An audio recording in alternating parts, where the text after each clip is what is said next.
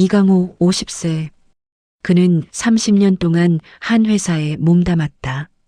안정적인 직장과 급여 속에서 언젠가는 은퇴할 것이라 믿었다. 그러나 어느 날 회사의 구조조정 발표로 그의 삶은 하루아침에 바뀌었다. 퇴직금은 예상보다 적었고 매달 나가는 집세와 생활비, 결혼을 앞둔 자녀의 준비금까지 그의 현실을 더욱 벼랑 끝으로 몰았다. 처음에는 당황했지만 그는 곧 뭔가 해야 한다는 생각으로 아르바이트를 시작했다. 배달, 청소, 심부름 등 가능한 모든 일을 뛰어다녔다. 하지만 몸은 금세 지쳐갔다. 하루 종일 일을 하고 돌아오면 밥을 겨우 먹고 잠들기 바빴다. 매일 밤 거울 속 자신의 눈을 바라보며 중얼거렸다.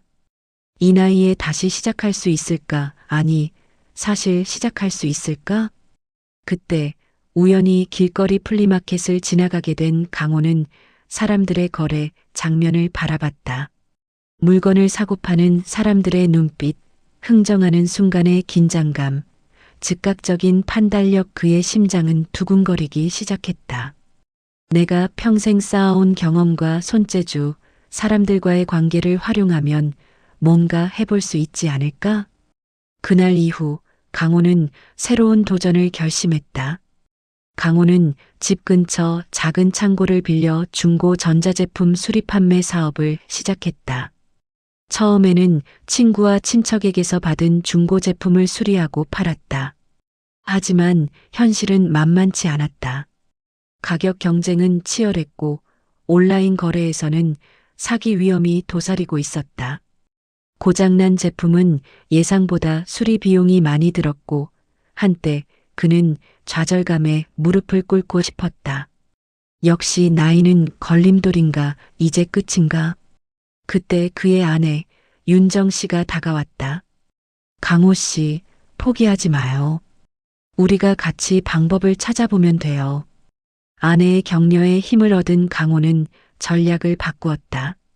단순히 중고를 판매하는 것이 아니라 차별화된 전략을 세우기로 했다.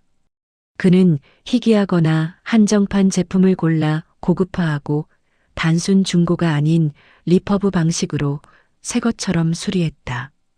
또한 단골 고객을 위한 VIP 프로그램도 만들었다. 하지만 가장 큰 변화는 라이브 방송 판매였다. 처음 카메라 앞에서 서자 손은 떨렸고 마음은 불안했다.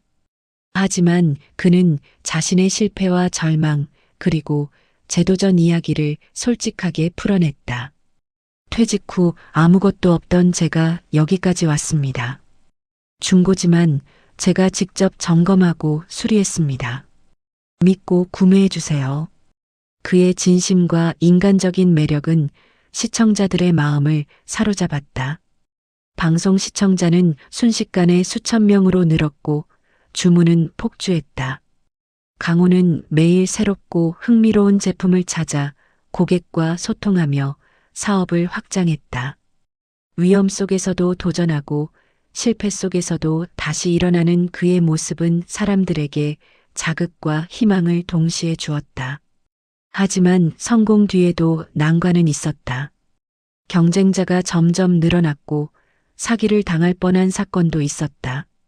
한 번은 희귀 전자제품을 낙찰받았는데 판매 직전에 물건이 훼손된 일이 발생했다.